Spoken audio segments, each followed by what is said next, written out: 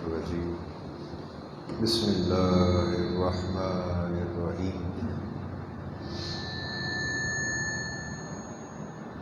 الصلاۃ والسلام علیک یا سیدی یا رسول اللہ وعلی آلک واصحابک یا سیدی یا حبیب اللہ الصلاۃ والسلام علیک یا سیدی یا رسول اللہ وعلی آلک واصحابک یا سیدی یا نبی اللہ الصلاۃ والسلام علیک یا سیدی یا رسول اللہ وعلی آلک واصحابک یا رحمۃ للعالمین صلی اللہ علیہ وسلم۔ تمام تعریفیں، سب طرح کی تعریفیں اللہ ہی کے لیے، تمام تعریفیں، سب طرح کی تعریفیں رب کائنات ہی کے لیے ہیں، جس نے آدم علیہ السلام سے مخلوق کو پیدا فرمایا، اور درود ہو، سلام ہو اس ذات عالی پر، اس ذات پاک پر جنہیں اللہ تبارک تعالیٰ نے سب سے پہلے پسندیدہ بنایا۔ وہ میرے آقا و مولا ہیں، وہ میرے مرشد پاک کے آقا، وہ ہم تمام غلاموں کے آقا،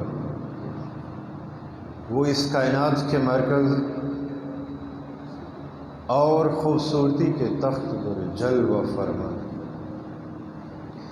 وہ اس کائنات کے مرکز اور خوبصورتی کے تخت پر جلوہ فرما، وہ تمام انبیاء علیہ السلام پر آخری مور ہے، وہ اول بھی ہیں، وہ آخر بھی ہیں، آپ ظاہر بھی ہیں، باطن۔ اے اللہ، وہ تیری ساری مخلوق میں، ساری کائنات میں، تیری خالقیت کے کل دائرے میں سب سے بہتر۔ اے اللہ، ان پر ہمیشہ ہمیشہ درود و سلام، اے اللہ ان پر ہمیشہ ہمیشہ درود و سلام۔ اللہ تبارک تعالیٰ کا بڑا کرم ہے، بڑا فضل ہے، اس کی خاص عنایات ہیں، خاص مہربانی ہے، بلکہ اس کا احسان عظیم ہے ہمارے وجود لطیف پر، ہمارے قلب و باطن پر، کہ اس نے ہمیں نبی اکرم صلی اللہ علیہ وآلہ وسلم کے صدقے سے، آپ کے گھرانے کی خیرات سے، اپنے مقبولوں کی بارگاہ میں اپنے ذکر کے واسطے جمع ہونے کی توفیق بخشی۔ اللہ تعالیٰ اس توفیق کو استقامت و دوام عطا فرمائے، اور جب تک ہماری زندگی باقی ہے، یہ سانس چل رہی ہے، دل دھڑک رہا ہے، ہمیں یوں ہی اپنا ذکر کرنے کی اور اپنے مقربین صالحین کی بارگاہ میں ان کی صف پر بیٹھنے کی توفیق عطا فرماتا ہے، تاکہ جب ہمارا اس دنیاوی زندگی سے جانا ہو تو ہمارا شمار ان ہی کی فہرست میں، ان ہی کی سنگت میں، ان ہی کی رفاقت میں کیا جائے کہ جن کی رفاقت تو نے اپنے حبیب کے صدقے ہمیں اس ظاہری زندگی میں عطا فرمائی، اس مادی ناسوتی کائنات میں عطا فرمائی۔ ہمارا ساتھ جس طرح ان کے ساتھ تو نے یہاں لکھ دیا، اسی طرح قبر میں بھی، برزخ میں بھی، روز محشر بھی ہمیں اپنے انعام یافتہ بندوں کے ساتھ، ان مقبولوں کے ساتھ جن سے تو راضی ہے اور جو تجھ سے راضی ہے، انہی کے ساتھ ساتھ لکھ دے۔ اب یہ جو تقدیر ہے، مقدر ہے، یہ تو لکھ دیا گیا ہے۔ اللہ تبارک تعالیٰ نے سیدنا آدم علیہ السلام سے لے کر قیامت تک آنے والے ہر شخص کے معاملات کو، اس کے رزق کو، اس کی اولاد کو، مال کو، جان کو، ہر چیز کو اپنے علم لوح محفوظ پر لکھ رکھا ہے۔ کس شخص کی زندگی کتنی ہوگی، کس زمانے کے اندر، کس سال کے اندر، کس مہینے کے اندر، کس دن کے اندر اس کی پیدائش ہوگی، اور کس دن اسے دنیاوی زندگی سے برزخ کے مقام پر پہنچا دیا جائے گا، اس کی کتنی اولاد ہوگی، کتنے بچے ہوں گے، اس کا رزق کتنا ہوگا، اس کے دوست احباب کون ہوں گے، اس کی دل کی رغبات کیا ہوں گی، اس کی محبت کے مراکز کیا ہوں گے، اس کی روحانیت کا مرکز و منبع کیا ہوگا، اس کے دل کے چراغ کی لو کتنی کو ہوگی، یہ ساری کی ساری چیزیں اللہ تبارک تعالیٰ نے لکھ رکھی۔ بات کو سمجھتے ہیں؟ لکھ رکھی ہیں۔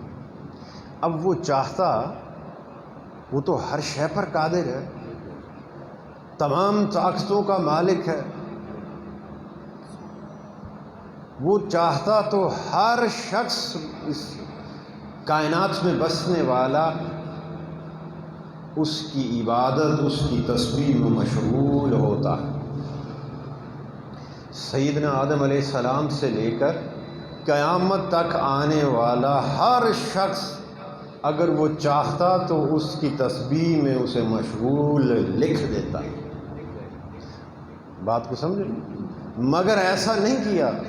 وہ ایسا چاہتا تو کر سکتا تھا، قدرت رکھتا تھا، تمام طاقتوں کا مالک ہے، رب ہے، وہ جو چاہتا کر سکتا، مگر اس نے ایسا نہیں کیا۔ ہر شخص کو جدا جدا ایک پیمانہ عطا کر دیا، ہر شخص کو جدا جدا ایک منزل، ایک راستہ عطا کر دیا، اور اسے اس کے حال پر کچھ حد تک چھوڑ دیا ہے، اور پھر فرمایا اسفل سافلین میں اتارا ہے، اب میں دیکھتا ہوں کہ کون احسن تکوین کی سمت آتا ہے۔ ہمیں عقل دے دی، شعور دے دیا، نگاہیں عطا کر دی، دل دھڑکنے والا عطا فرما دیا، وجود لطیف بھی دے دیا، وجود ظاہر بھی دے دیا، اقوائے بدن سے نواز دیا۔ آپ کے اعضاء جو ہیں یہ سارے کے سارے جو اس دنیاوی زندگی میں جن کا کام ہے وہ ہمیں عطا فرما دیے، اور پھر حکم دیا کہ اب میں دیکھتا ہوں کون میری طرف لوٹتا ہے، کس حال میں لوٹتا ہے، کون پاکیزہ دل لے کر میری بارگاہ میں آتا ہے۔ بس سن لو، جان لو، جو پاکیزہ دل لے کر آیا وہی نجات پانے والا ہے، اور جو نجات پانے والا ہوگا وہی حقیقی پرہیزگار ہے، اور جو حقیقی پرہیزگار ہوگا بس پھر بہشت اس کے قریب قریب کر دی جائے گی۔ اسے جنت کی طرف نہیں بھیجا جائے گا بلکہ جنت کو اس کی طرف بھیج دیا جائے گا۔ جو بات میں کر رہا تھا کہ اللہ تعالیٰ نے تو ہر چیز اپنے علم میں لوح محفوظ پر لکھ رکھی ہے، بات کو سمجھیں، وہ تو ہر چیز مقدر کر دی ہے۔ اب جسے جتنا رزق ملنا ہے وہ تو ملنا ہی ہے، کم زیادہ اگر یہاں تک علمی جگہ سے دیکھا جائے تو پھر سمجھ میں آتا ہے کہ رزق بڑھ بول یہ نہیں سکتا، بھی جو لکھ دیا وہ ملے گا، نہ اس سے کم ہو سکتا ہے نہ زیادہ ہو سکتا ہے۔ زندگی جو لکھ دی بس وہ اتنی ہی ہے، نہ اس میں برکت آ سکتی ہے نہ کمی۔ بات کو سمجھیں، موت کا وقت جو مقرر کر دیا بس اب اسی لمحے اس کی روح قبض کی جائے گی، اس میں رد و بدل نہیں ہو سکتی۔ اولاد آپ کی جتنی لکھ دی گئی اس میں رد و بدل یا کم زیادہ نہیں ہو سکتا۔ آپ کے دوست احباب جو لکھ دیے گئے، آپ کی رغبات، دل کی کیفیات کا جو حالت لکھ دی گئی وہ تبدیل نہیں ہو سکتی۔ یہ تو ایک علمی جہت سے، مگر یہ ناقص ہے، یہ کامل نہیں ہے۔ یہ جو ایک نتیجہ ہم اخذ کر لیتے ہیں، یہ نتیجہ اس فرمان عالی شان سے جو ہم اخذ کر کے بیٹھ جاتے ہیں، یہ نتیجہ کامل بولیے نہیں ہو سکتا۔ جیسے کوئی شخص حضور علیہ الصلوۃ والسلام کی عظمت بیان کرتا ہو، آپ کی الوہ مرتبت بیان کرتا ہو، بولو وہ کبھی بھی قیامت تک کوئی شخص آپ کی عظمت کو کامل بیان نہیں کر سکتا۔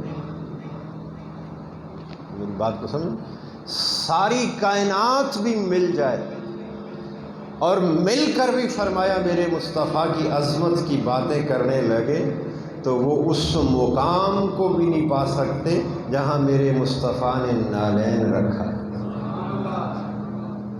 بات کو سمجھیں بھی کیوں نہیں پا سکتے اس مقام کو؟ ساری کائنات مل کر بھی کیوں نہیں اس مقام کی عظمت تک پہنچ سکتی جتھے سونے نے قدم رکھیا؟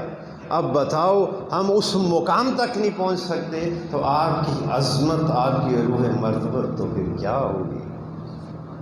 آپ کا مقام اللہ تعالیٰ کی بارگاہ میں کیا ہوگا؟ تو ہم اس مقام تک نہیں پہنچ سکتے تو پھر یہاں سے ثابت ہوا کہ قیامت تک بھی اگر ساری کائنات مل کر بھی آپ کی عظمت کی باتیں کرے، آپ کی روح مرتبت کی بات کرے، آپ کے رخسار کی بات کرے، آپ کے چال ڈھال کی بات کرے تو وہ کامل نہیں ہو سکتی، نہ کامل ہو سکتی ہے نہ اکمل ہو سکتی ہے، وہ مکمل ہو ہی نہیں سکتی۔ کہ پروردگار مکمل کیوں نہیں ہو سکتی؟ اب اس چیز کو بھی سمجھنا، یہ بات سمجھ میں آ جائے گی۔ یہ بڑی ایک عظیم مثال تھی جو میں بات سمجھانا چاہتا ہوں، اس کے لیے جو میرے سوچ و فہم میں آ گئی تو میں نے آپ سے بیان کر دی۔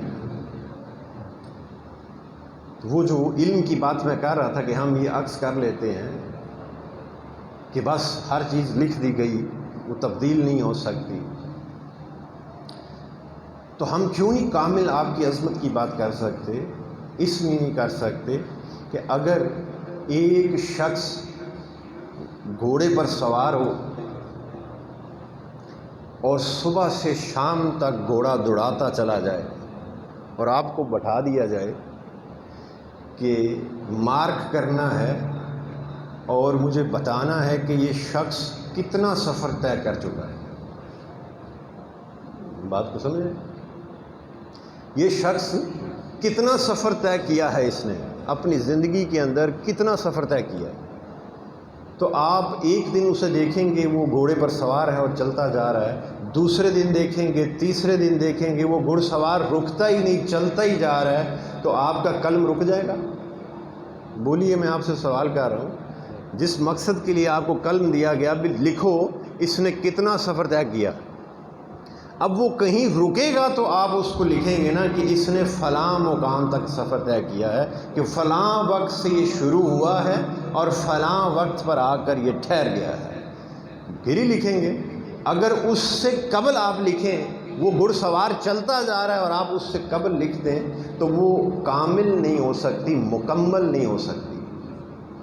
ایسا ہی ہے۔ اب حضور علیہ الصلوۃ والسلام کی عظمت کس طرح مکمل ہم بیان نہیں کر سکتے، اس کی دو دلیل۔ اللہ تبارک تعالیٰ نے ارشاد فرمایا، اے میرے حبیب صلی اللہ علیہ وآلہ وسلم، آپ پر آنے والی ہر بات کی گھڑی پچھلی سے بہتر۔ یہ سونے نال وعدہ فرما دیتا، بولو میری بات کو سمجھ رہے؟ اب آپ کی عظمت تو ہر آنے والے لمحے میں اونچی سے اونچی ہوتی چلی جا رہی ہے۔ آپ کی عظمت کو، آپ کی الوہ مرتبت پر کوئی حد آئے تو ہم اسے مکمل بیان کریں گے۔ میری بات کو سمجھ رہے؟ آپ پر آنے والا ہر لمحہ، ہر بات کی جو گھڑی ہے وہ پچھلی سے بہتر ہے۔ رب کائنات نے یہ وعدہ فرما لیا ہے، تو آپ کی عظمت کا کوئی حد ہو، کوئی ٹھہراؤ آئے تو ہم بیان کریں گے۔ بات کو سمجھیں؟ تو وہ تو چل سو چل، آپ کی رفتیں، آپ کی عظمتیں بلند بلند ہوتی ہی چلی جا رہی ہیں۔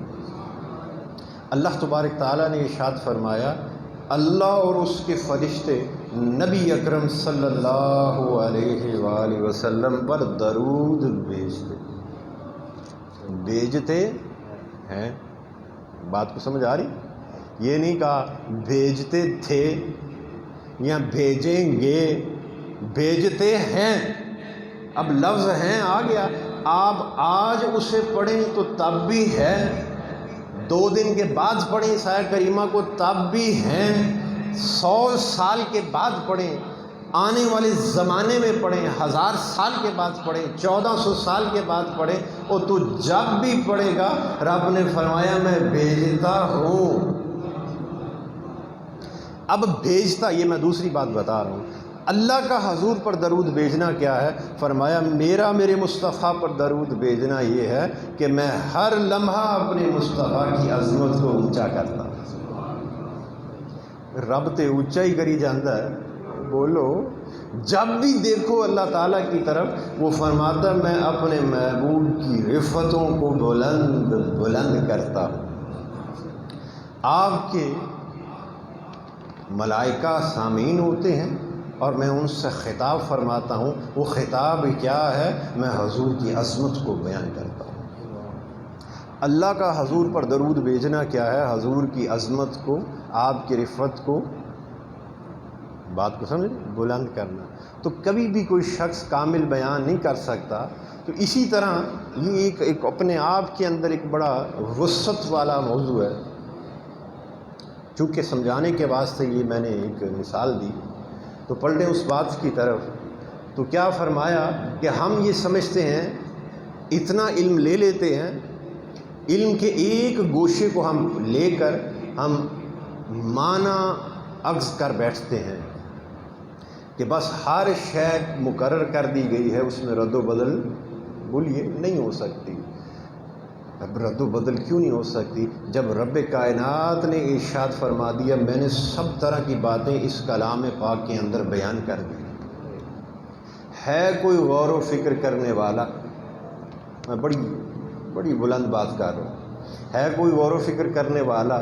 کوئی شخص اپنے مسائل کا حل ڈھونڈنے بیٹھا، اس نے کلام پاک کو کھولا، اسے ایک سورہ کے اندر اس کا حل مل گیا، کسی کو دوسری سورہ پاک کے اندر مل گیا، کسی کو تیسری کے اندر مل گیا، اور فرمایا ایسے کامل بندے بھی ہیں جب وہ اپنے مسائل کا حل ڈھونڈنے کے لیے کلام پاک کو کھولتے ہیں تو بسم اللہ کی بے میں انہیں سب کچھ مل جاتا ہے۔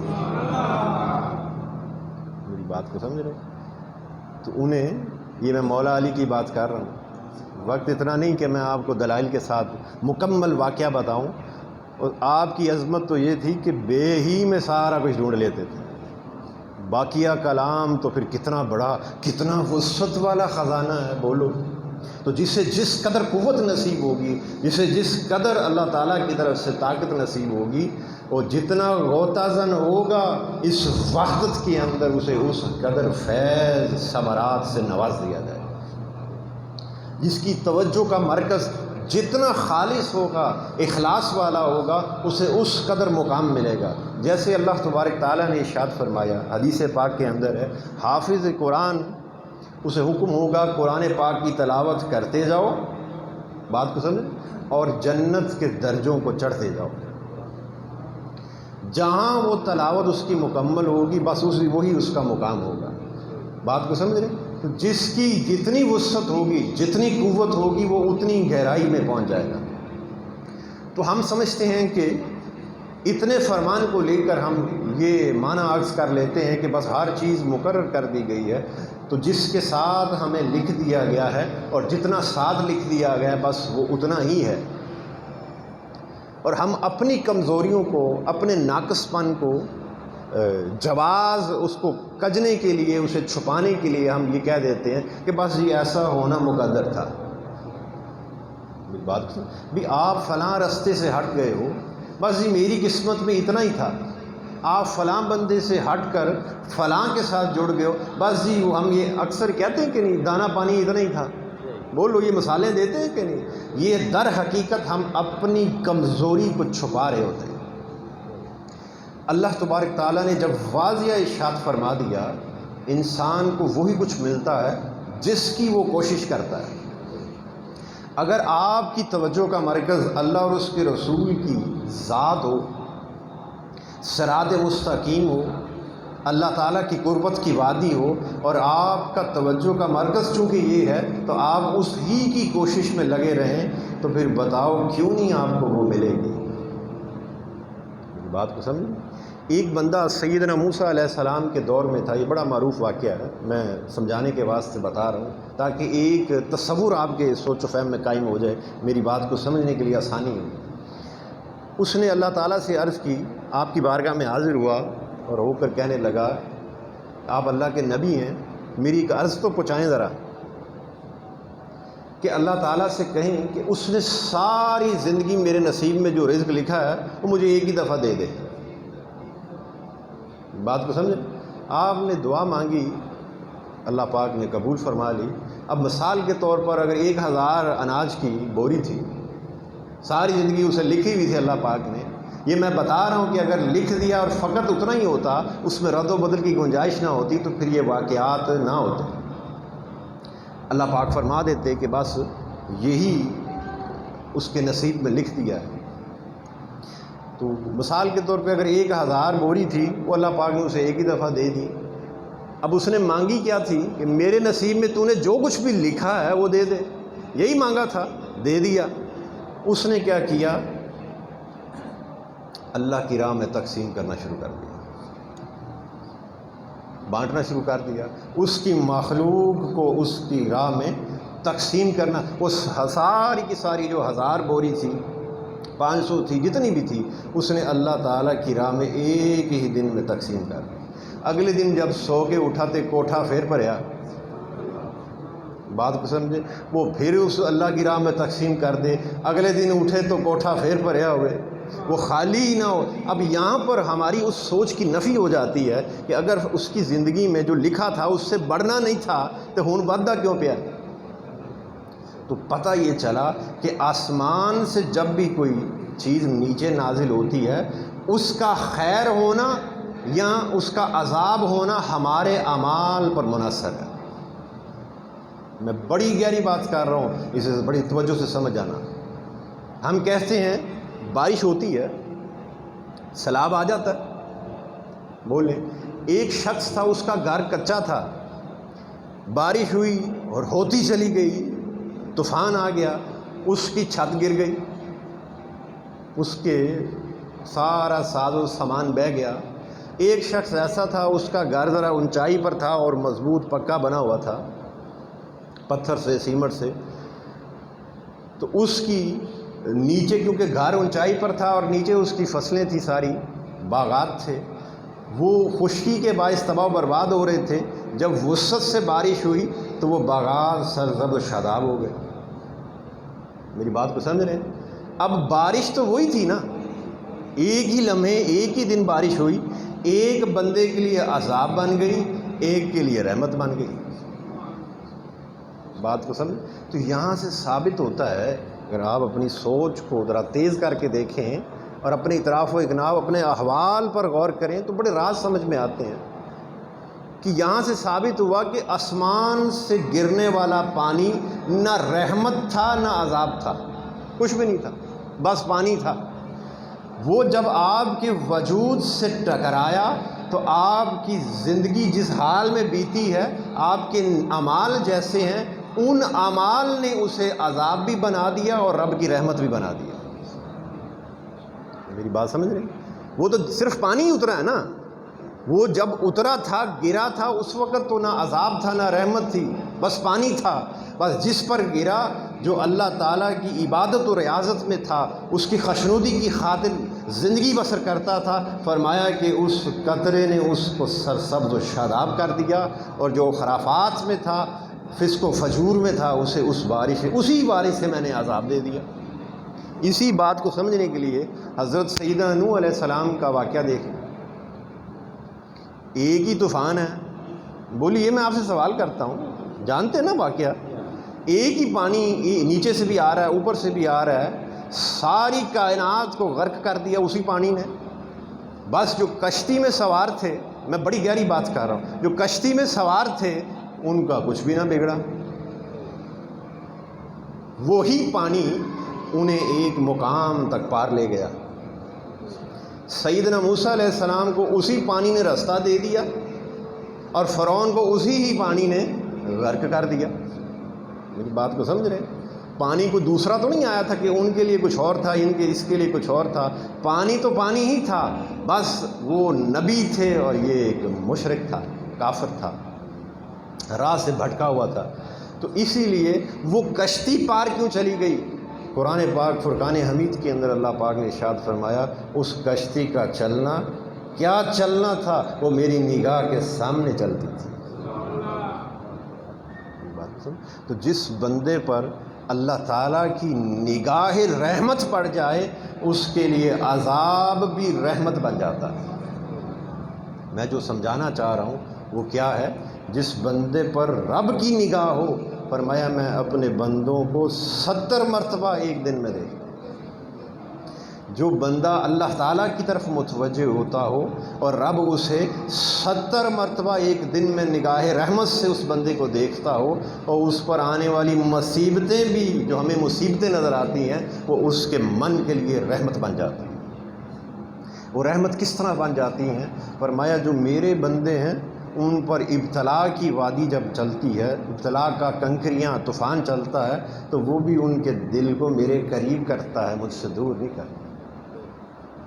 ان پر آزمائش بھی آ جائے, سختی بھی آ جائے, تو ان کے اعمال چونکہ میری طرف منسوب ہیں, ان کا دل میری طرف منسوب ہے, متوجہ ہے, تو ان کی دل کی زمین پر مصیبتیں بھی آئیں تو وہ انہیں مجھ سے قریب کرتی ہیں. وہ میرے ہر دن ہر لمحہ میرے قریب ہی قریب ہوتے ہیں. انہیں کوئی دکھ اور رنج آ جائے تو وہ دکھ اور رنج کی کیفیت بھی انہیں میری طرف دھکیل دیتی ہے. ان پر راحت و سکون کا دور چل جائے تو وہ بھی مجھ سے دور نہیں کرتا, وہ میرے اور قریب کر دیتا ہے, وہ میرا شکر بجا لاتے ہیں. تو یہ ساری تو وہ جو بات کا ایک مقصد, تو اگر فقط مقدر بدلا نہ جا سکتا ہوتا تو پھر اسے اناج جو تھا جو اس کے لکھا تھا اس سے بڑھنا نہیں چاہیے تھا. اب اللہ تبارک تعالیٰ نے ارشاد فرما دیا کہ انسان کو وہی کچھ ملتا ہے جس کی وہ کوشش کرتا ہے. اب آپ کوشش کریں تو اس بات سے یہ نس قائم ہو جاتی ہے کہ پتہ چل جاتا ہے کہ انسان کے اعمال سے اس کے احوال بدل جاتے ہیں. میری بات سمجھیں؟ اگر ایک بندہ گناہ گار ہے, اللہ تعالیٰ نے اس کے لیے سزا مقرر کر رکھی ہے, اگلے ہی لمحے اگر اسے توبہ کی توفیق نصیب ہو جائے تو وہی سزا وہی جہنم اس کے لیے جنت میں بدل دی جاتی ہے. ایسا ہی تو اب یہ چیزیں تو مقرر کر دی, اور بیچ میں جو ایک بڑی راز کی بات ارشاد فرمائی, وہ فرمایا کہ لوگوں تقدیر بدلتی نہیں مگر صدقے اور دعا سے بدل جاتی. حدیث پاک ہے. تو تقدیر تو بدلتی نہیں, جو میں نے لکھ رکھا بدلتی نہیں ہے, مگر خبردار یہ نہ سمجھنا کہ بدلتی نہیں. میں اس لوح محفوظ پر لکھنے والا ہی نہیں ہوں, یہ قرآن پاک کی آیت بتا رہا ہوں, فقط لکھنے والا ہی نہیں ہوں, میں اس لوح محفوظ پر لکھنے والا ہی نہیں بلکہ اس لوح محفوظ کا مالک ہوں. وہ کتاب میری ہے, اللہ جس لکھے کو چاہتا ہے مٹا دیتا ہے, اور جو نہ لکھا ہو اسے لکھ بھی دیتا ہے. میری بات کو سمجھ رہے ہیں؟ اللہ پاک نے فرمایا کہ کبھی یہ اس بات کی نص سے یہ بات سمجھ میں آتی ہے کہ کبھی یہ نہ کہیں کہ فلاں شخص اگر کسی گڑھے میں جا گرا ہے تو جی اس کے مقدر میں یہ گڑھا لکھا ہوا تھا. رب کبھی بھی انسانوں پر اپنی مخلوق پر ظلم نہیں کرتا, ہم خود ہی اپنی جانوں پر ظلم کرنے والے ہیں. تو فرمایا کہ جب بندہ میری طرف متوجہ ہوتا ہے, مجھے یاد کرتا ہے, مجھے پکارتا ہے, اور توبہ کے ساتھ استغفار کے ساتھ تو اگر اس کے نصیب میں عذاب لکھا ہو تو میں اس کتاب کا مالک ہوں، میں اس کے احوال کو دیکھتے ہوئے، اس کی کیفیات کو دیکھتے ہوئے، اس کے زار و قطار رونے کو دیکھتے ہوئے، اس کا سجدہ ریز دیکھتے ہوئے میں کیا کرتا ہوں، اس کے سجدہ ریزی کو دیکھتے ہوئے اس عذاب کو مٹا کر، اس کے گناہوں کو مٹا کر نیکیوں میں بدل دیتا ہوں۔ تو کبھی بھی کوئی چیز ناممکن نہیں ہے، ہمارے لیے ناممکن ہے، رب کے لیے تو نہیں ہے۔ بولیے، اللہ تعالیٰ سے اچھا گمان رکھیں گے۔ حدیث پاک میں ہے کہ اے میرے حبیب صلی اللہ علیہ وآلہ وسلم، میرے بندے میرے بارے میں جو گمان رکھتے ہیں، جو سوچ قائم کیے بیٹھے ہیں، بس میں ان کے ساتھ ویسا ہی معاملہ فرما دیتا ہوں۔ تو ہماری سوچ اس کی شانیں ہیں نا جدا جدا، اگر ہم اس کے غفور الرحیم ہونے کی شان کا بس کیا خیال ہے اپنے من کے اندر سجا لیں تو بس پھر وہ تیرے ساتھ غفور الرحیم ہی کا معاملہ فرمائے گا۔ جبار اور قہار بھی اسی کی شان ہے۔ بولو، تو جو بندہ ایسا خوف، ایسی کیفیت کے اندر آ جائے تو پھر فرمایا میں اس کے ساتھ ویسا ہی معاملہ کر دیتا ہوں۔ حدیث پاک کے اندر ہے، نبی اکرم صلی اللہ علیہ وآلہ وسلم نے ارشاد فرمایا، بنی اسرائیل کے اندر دو بھائی ایسے تھے، ایک بڑا نیک تھا اور بڑا عبادت گزار، بڑا صالحین کی صف میں شمار تھا، اور ایک بھائی جو تھا وہ بڑا گناہگار تھا، خطائیں کرتا تھا۔ وہ جو نیک تھا وہ اسے اکثر سمجھایا کرتا کہ بھائی جان ایسا نہ کیا کرو، اللہ تعالیٰ کی ذات سے تجھے عذاب دے گی، تو گناہوں سے خود کو بچایا کرو اور دیگر معاملات سے خود کو بچاؤ اور اللہ تعالیٰ کی طرف متوجہ ہوا کرو، اعمال صالحہ کیا کرو، ترغیب دیا کرتا۔ وہ چپ کر کے سن لیتا اور پھر اس کے بعد مرضی اپنی کرتا، خرافات میں ہی رہتا۔ اکثر اس نے سمجھانا اور اس نے چپ کر کے سن لینا، بعد میں کرنی اپنی مرضی۔ ایک دن وہ بڑا دل برداشت ہوگی، اس کی ختم ہوگی۔ جب ختم ہوگی برداشت تو اس نے اس سے کہا کہ تو باز نہیں نہ آتا، بس تیرے مقدر میں جہنم لکھ دی گئی ہے۔ یہ میں دلیل دے رہا ہوں آپ کو، آپ ہی کے فرمانے عالی شان سے، اس سے قبل جو بات کی۔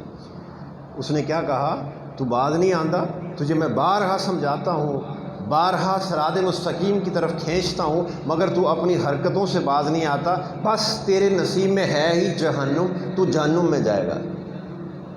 حدیث پاک کے الفاظ ہیں، جب اس نے اتنا کہا اللہ تبارک تعالیٰ کی ذات جلال میں آ گئی۔ اللہ پاک نے فرمایا، تو کون ہوتا ہے میری رحمت سے نا امید کرنے والا؟ میری رحمت تو ہر شے پر محیط ہے، میں نے تو یہ فیصلہ صادر فرما دیا ہے کہ میری رحمت میرے غضب پر، غصے پر غالب ہوگی۔ تو کون ہوتا ہے اسے یہ کہنے والا کہ تجھے جہنم نصیب ہوگی؟ حدیث پاک میں اللہ تعالیٰ نے دونوں کو موت دی، ان کی روح قبض کی۔ جو گناہگار خطا کار تھا اسے جنت میں داخل کر دیا، اور جو نیک تھا اسے جہنم میں ڈال دیا۔ بولو، یہ کیفیت کا بدلنا ہے۔ اب جو نیک تھا اسے کون سی شے نے جہنم میں ڈالا؟ بولیے، اور جو گناہگار تھا اسے کون سی شے نے جنت میں ڈالا؟ یہ آپ کی سوچ کے وجہ سے، آپ کی توجہ کی وجہ سے، آپ کے گمان کی وجہ سے آپ کے حالات جو ہیں وہ بدلتے بھی ہیں۔ ہر صبح آپ کے حالات کچھ اور ہوتے ہیں، شام کو آپ کے روحانی حالات کچھ اور ہوتے ہیں۔ حدیث پاک کے یہ جو مومن ہے، فرمایا کبھی بھی اس کے 2 دن برابر نہیں ہوتے، اس کا ہر آنے والا دن پچھلے سے بہتر ہو جاتا ہے۔ اللہ والوں کے آنے والے ہر بات کی گھڑی، چونکہ حضور آقا و مولا کی ہر آنے والی بات کی گھڑی پچھلی سے بہتر ہے، تو غلام بھی تو سونے دینا۔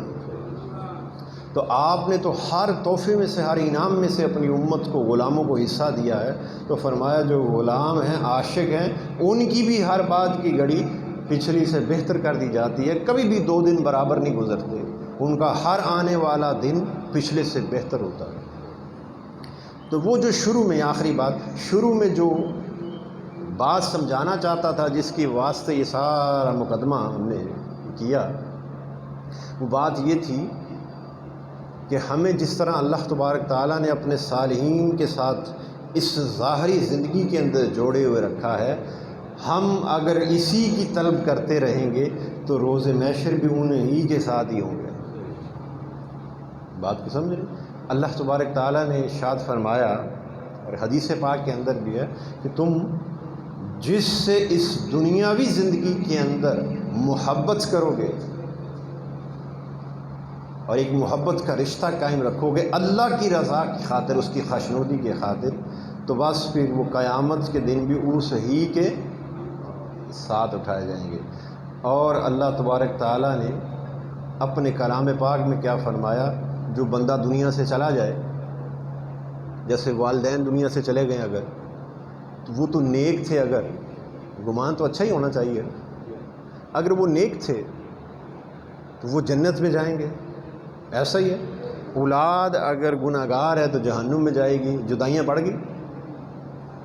دنیا میں کوئی نیک ہے، گناہ گار ہے، جیسا بھی ہے، کٹھے ہیں نا، بھائی بھائی کٹھے ہیں، والدین کے ساتھ ایک ہی گھر میں رہتے ہیں۔ جب روح قبض کی جائے گی تو ان میں سے جو نیک ہوگا وہ جنت میں جائے گا، جو گناہ گار ہوگا وہ جہنم میں جائے گا، وہاں جدائیاں پڑ جائیں گی۔ تو اس بارے میں اللہ تبارک تعالیٰ نے ارشاد فرمایا، جو بندہ نیک ہو، صالحین میں سے ہو، عبادت گزاروں میں سے ہو، تقوی شعاروں میں سے ہو، تو پھر اس کے نقش قدم پر چلنے والا اگر اس کی اولاد میں سے کوئی ہو۔ اب اولاد خونی بھی ہوتی ہے، بات کو سمجھنے کے لیے آل بھی ہوتی ہے اور اولاد بھی ہوتی ہے۔ وقت نہیں کہ میں آپ کو اس کا فرق سمجھاؤں۔ آل اور اولاد کا لفظ ہم اکٹھا جوڑ دیتے ہیں کہ نہیں، مگر اس کے معنی جو ہیں جدا ہیں۔ تو کچھ اولاد بھی ہوتی ہے، کچھ آل بھی ہوتی ہے۔ تو فرمایا کہ ان کی اولاد میں سے، ان کی آل میں سے جو ان کے نقش قدم پر چلنے والا ہوگا، صراط مستقیم پر چلنے والا ہوگا، اللہ کو یاد کرنے والا ہوگا، نماز کی پابندی کرنے والا ہوگا، وہ جیسی زندگی ان نے گزاری وہ اپنی زندگی کو اسی طرح سے ان کے نقش قدم پر چلتا ہوا گزارے گا، تو رب کا فیصلہ ہے پھر ہم انہیں وہاں ساتھ کر دیں گے۔ بات کو سمجھیں؟ والدین نیک ہوں، اولاد بھی آگے سے نیک ہو، ان کے بتائے ہوئے کاموں پر چلے، ان کے طرز طریق پر زندگی بسر کرے، تو پھر فرمایا انہی کا جھنڈا بلند کرتے ہوئے اگر زندگی گزارے تو میں پھر کیا کروں گا، انہیں اس روز اکٹھا کر دوں گا، ملا دوں گا۔ تو جہاں وہ نیک صالحین ہوں گے، بولیے آپ اگر ان کے نقش قدم پر چلیں، ان سے محبت رکھیں، تو حدیث پاک کے مطابق آپ کی قبر بھی انہی کے ساتھ۔ میری بات، میں بڑی خاص بات کر رہا ہوں، یہ ضروری نہیں ہے کہ وہ شادرے میں دفن ہیں، آپ قصور میں دفن ہیں تو آپ کہیں جی کہ یہ تو دور ہے، اور یہ دوریاں تو ہمارے لیے ہیں۔ بات کو سمجھ؟ اللہ تعالیٰ کی ذات قبریں بھی پھر ان کے ساتھ ہی کر دیتی ہے۔ وہ بچوں کھاتے جڑے نے وہ صالحین کے ساتھ کر دیتا ہے، کیونکہ یہ بندہ میرے صالحین کے ساتھ محبت کرنے والا تھا، یہ ان کے نقش قدم پر چلنے والا تھا، اور ان کے بتائے ہوئے احکامات پر چلنے والا تھا، ذکر کرنے والا تھا، درود و سلام پڑھنے والا تھا، نماز کا پابند تھا، بس ان کو انہی کے ساتھ کر دیا جائے۔ اب جو بندہ اللہ والوں کے ساتھ ہو، بولیے ماڑا ہو اور تگڑوں کے ساتھ ہو، اسے کس نے پوچھنا ہے؟ حدیث پاک کے اندر ہے کہ جو بندہ کثرت کے ساتھ مجھ پر درود بیچتا ہے، جتنا درود بیچتا ہے اور جتنا زیادہ درود بیچتا ہے، وہ روز محشر میرے اتنا ہی قریب ہوگا۔ اب ایک بندہ صبح سے شام تک حضور پر درود بیچتا چلا جائے، نماز سے فارغ ہو اور درود میں لگ جائے۔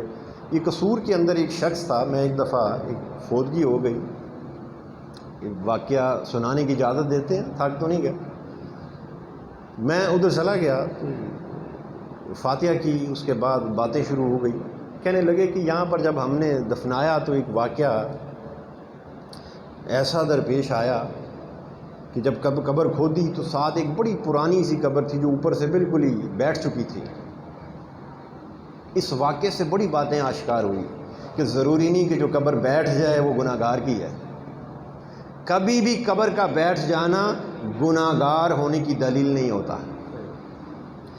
تو چونکہ نشان اوپر سے نہیں تھا تو جب کھودا تو کھودتے کھودتے وہ ایک گر گئی، مٹی اندر گر گئی، قبر کھل گئی تھوڑی سی، تو بڑی خوبصورت خوشبو آئی کہ ایسی خوشبو ہم نے کبھی نہیں سنی. دیکھا تو اس کا جو پاؤں والی سائڈ سے قبر کا سوراخ ہو گیا تو نظر پڑی تو اس کے پاؤں جو تھے وہ ننگے تھے، نظر آ رہے تھے اور بالکل معلوم ہوتا تھا جیسے ابھی کسی نے دفنایا.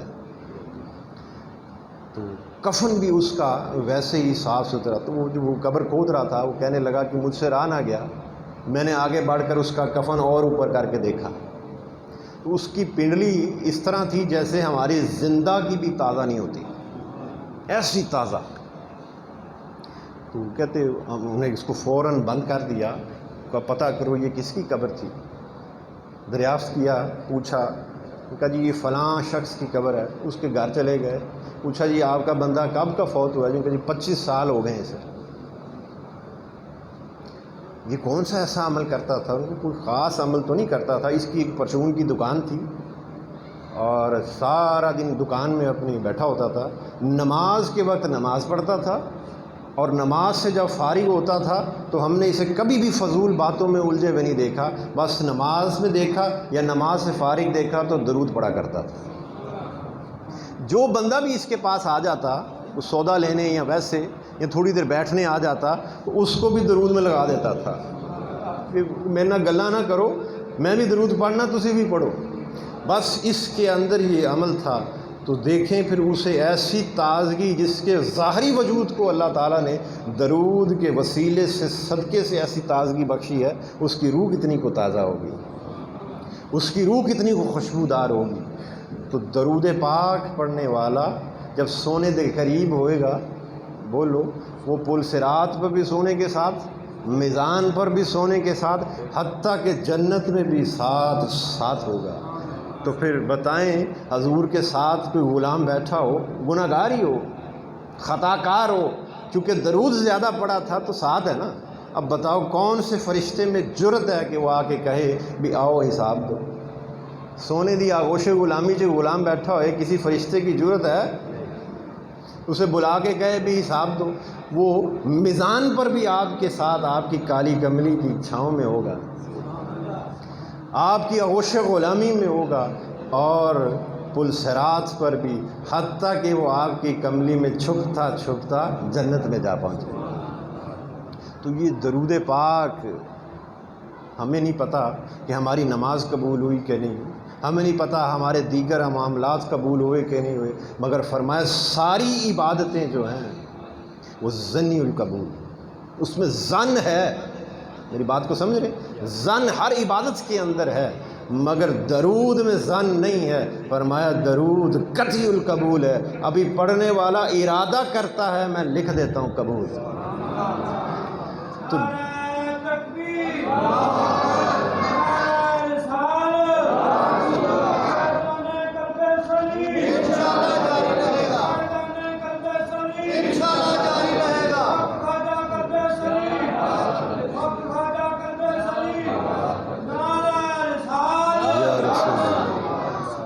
تو ہر چیز کے اندر ظن باقی ہے.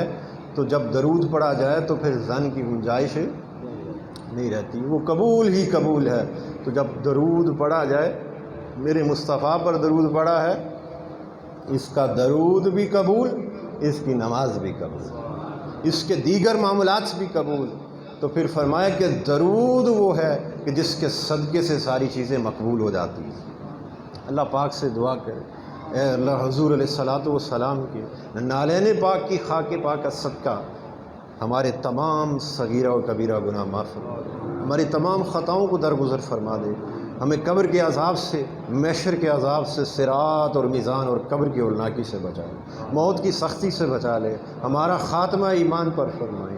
اے اللہ ہمیں ان صالحین جیسی پاک پاکیزہ زندگی عطا فرما، اپنے مقربین جیسی جن سے تو راضی ہے ان جیسی سلامتی والا زندہ دل عطا فرما. ان جیسی عبادات و تسبیحات کرنے کی توفیق عطا فرما۔ اے اللہ حضور علیہ الصلاۃ والسلام کے نالین پاک کی خاک پاک کا صدقہ میرے مرشد پاک حضرت خواجہ میاں محمد کلب سلیم رحمۃ اللہ علیہ آپ کو دائماً اپنی رحمت کی جھولی میں رکھنا، آپ پر دائماً اپنی رحمت کا سائبان بنا رکھنا، آپ کو ہمیشہ حضور علیہ الصلاۃ والسلام کی آغوش غلامی قربت خاص میں کالی کملی کے سائے تلے رکھنا۔ صلی اللہ علی حبیبہ سیدنا محمد و آلہ و اصحابہ وسلم۔